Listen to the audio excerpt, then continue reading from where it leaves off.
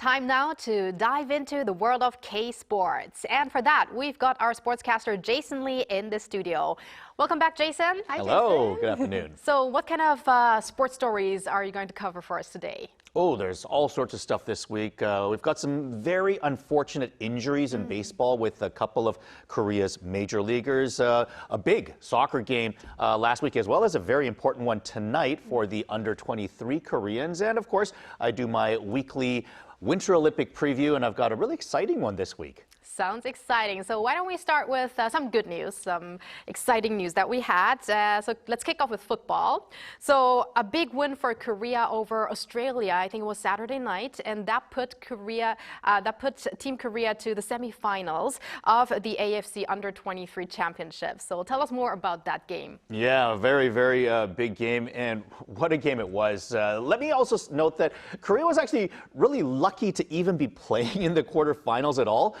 Because they lost their last group stage match to Uzbekistan 2-0, and they were helped out immensely by the winless Lebanon, who upset Iran 1-0 in their final group match. That's what allowed Korea to sneak into the quarterfinals at all. But getting back to that game, this game was amazing for both teams. Very, very exciting game, and it really could have gone either way. Korea started things off with an incredible goal by Kaon. 20 minutes in, he got a long pass from the Korean side of center and then volleyed this out of the air, one touch, and the ball's coming from behind him. It went into the net. I mean, I haven't seen every single goal in this tournament, but I really can't imagine there being a more impressive goal than this one so far.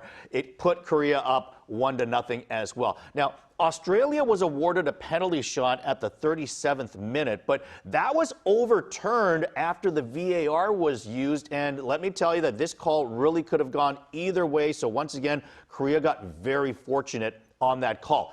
Korea did concede the tying goal just 5 minutes into the second half, but then in the 87th minute, Shin Min-ha converted on a corner kick. A nice header, lots of room. That would stand up as the winning goal as Korea would go on to a 2-1 final score. And that means Korea will advance to the semifinals where they play Japan, their longtime rivals, tonight. That will be 8:30 Korean time.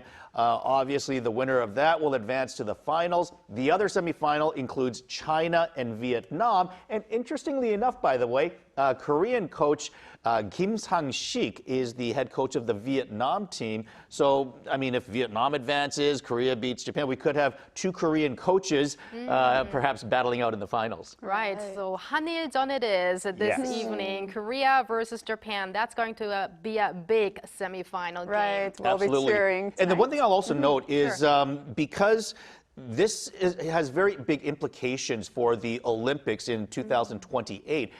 Japan's team, looking forward to 28, a lot of their players are 20 years old, 19 years old, because they want to prepare for that. Korea has a lot of 21, 22-year-old players, so they've got a bit of an older team, more experienced going into tonight's game. So what are your expectations?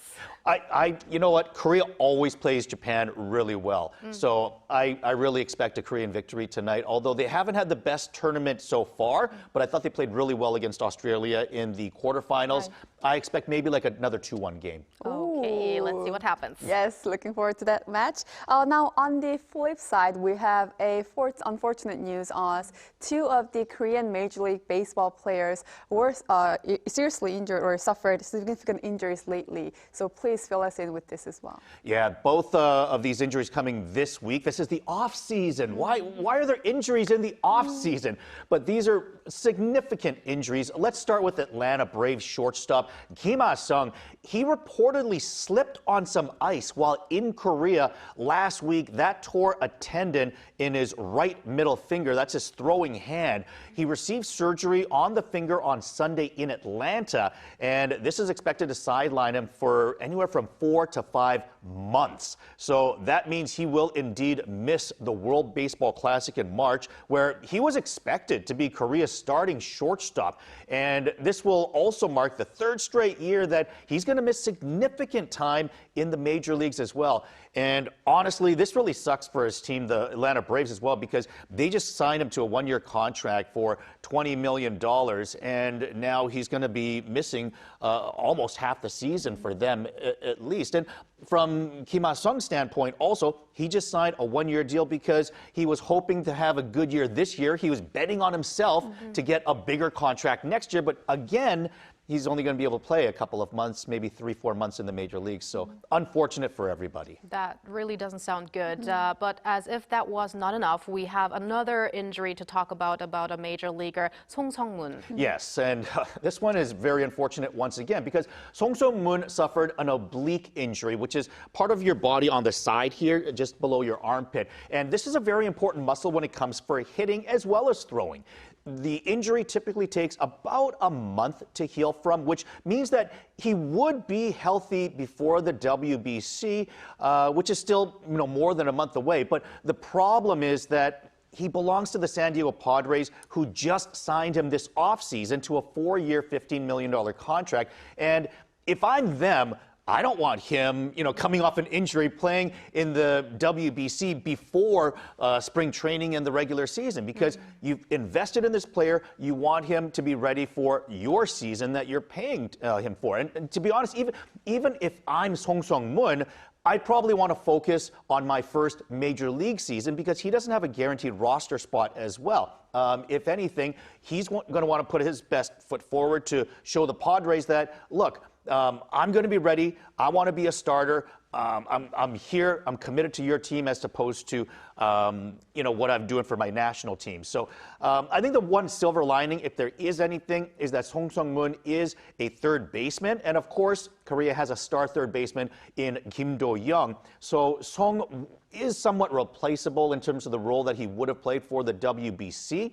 However, do note that Song Sung-moon is a better defensive third baseman than Kim Do-young. So it's possible that he might have started at third base, maybe pushed Kim Do-young to be the designated hitter. But I think with Song Sung-moon being out for the WBC, it has now been confirmed, then we can expect that Kim Do-young will be the starting third baseman for Korea. Either way, this is very unfortunate news, and we certainly hope for a very quick recovery for Song Sung-moon and success for him in 2026 with the Padres, most importantly. Right. I mean, there are national team expectations, and then there's his long-term MLB future at stake as well. So I guess the priority really is recovery, a speedy recovery. Absolutely. And as I've said before, Song Sung-moon's performance in Major League Baseball this year is really important because he was not a star in the KBO. So the fact that he's getting a chance in Major League Baseball, if he can perform based on what his status in the KBO was, that could open the doors for a lot of other lesser-known players in the KBO. So I'm sure there's a lot of people in the KBO that are hoping that he succeeds and perhaps opens a path for them later on. Hopefully. And while things are not too clear with Song Sung-moon and the Korean team, Korea will receive a shot in the arm with the addition with half Korean Riley O'Brien, who accepted the invitation by Korea to join the team. So please tell us about this as well. Yes, this is actually really significant. I mentioned last week that O'Brien, along with Detroit's Jahmai Jones, Atlanta's Dane Dunning, and Seattle's Rob Refsnyder, were each possible additions for Korea's team who actually are American citizens. O'Brien is the first to respond positively to the invitation, and I think he's the most important, you see, because I think Korea has more depth with their hitters and the bats, and especially in the outfield. And Jones and Refsnyder are both outfielders. But the biggest weakness to Korea right now, I believe, is their pitching, and especially their bullpen. So adding a right-hander who is an absolute flamethrower, O'Brien throws around 98 miles an hour. So we're talking about 158 kilometers per hour. This is very welcome news to have him be a part of this team. And as we await word on the others, again, a guy like Dane Dunning, who is a pitcher, he would be the next guy on my priority list. If I'm hoping that we could have one of those, then for me, Dunning would be the guy that I hope we add because, again, he's a pitcher. Even though a guy like Rob Refsnyder's probably had more major league success, I think Dunning can impact Korea's team more for the WBC. All right, let's see what happens. And now, Jason, it's time for our preview into the Winter Olympic Games, Milan Cortina Games. So you've been giving us some previews regarding medal hopefuls in Korea. So today we're going to the slopes, right? Yeah, interestingly enough, we're going to be talking about snowboarding. And if I were to tell you that, okay, we're going to talk about a half-pipe snowboarder here of Korean descent, you might assume that I'm going to introduce to you two-time defending Olympic champion Chloe Kim, who, of course, is Korean-American. But I'm actually talking about an even newer face to the scene and someone who's actually born and bred right here in Korea. Of course, I'm talking about a 17-year-old in Choi Ga-eun, who has absolutely been taking the half-pipe by storm. She just won her third World Cup event of the season, all three of these coming in the last 2 months. She took the gold in Switzerland. And she has been red hot as of late. And by the way, Chloe Kim has been nursing a shoulder injury as of late. So Choi Ga-eun definitely has momentum going into the Olympics, less than 3 weeks away right now. And I'm not sure what the latest gold medal that she won. She was second going into this in terms of season ranking, but this might actually put her first in terms of the regular season rankings, possibly even ahead of Chloe Kim, which would, help judges out a little bit. And certainly Korea's not known to be a snow country. When it comes to the Olympics, Korea's never won a medal in skiing, and they've only ever had one medal in snowboarding before. So traditionally, Korea has done well when it comes to like short track speed skating or even the long track more recently. Of course, Kim Yeon-ah won a gold medal in figure skating, also a silver. And Korea's curling team won silver back in 2018. But the only medal we've ever won on the slopes in the snow was Lee Sang-ho winning a silver medal in snowboarding in Pyeongchang. That was in the parallel giant slalom. So someone like Choi Ga-eun, if she can become the next face of snowboarding, this could really help vault Korea in the snow sports in the future. And keeping in mind that snowboarding is one of those sports in the Olympics that makes stars out of people. Shaun White before, Chloe Kim right now. These are the faces of not just snowboarding, but of the Winter Olympics. So maybe someone like Choi Ga-eun, she could totally bring up the image of Korean Winter Olympic sports altogether. Of course, we remember what Kim Yeon-ah has done for Korean figure skating, and remembering that Choi Ga-eun is just 17 years old, she might be able to really raise the interest of snowboarding in Korea and as well improve the image of Korean snowboarding around the world.